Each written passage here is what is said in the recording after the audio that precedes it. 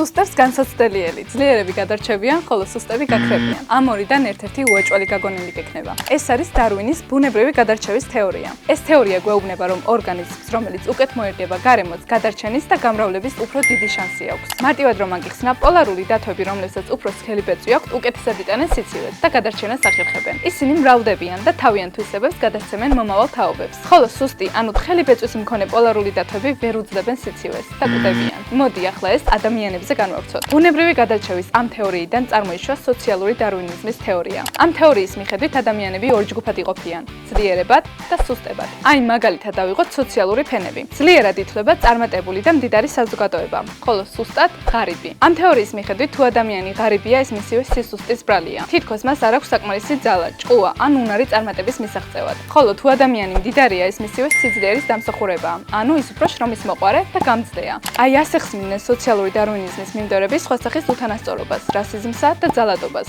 აცხადებდნენ, რომ ეს ბუნებრივია და ასე უნდა იყოს. თითქოს ის, რომ შავკანიანები იჩაგრებოდნენ, მათივე სისუსტის ბრალი იყო და ამას იმსახურებდნენ. და შენ ეთანხმები სოციალური დარვინიზმის თეორიას?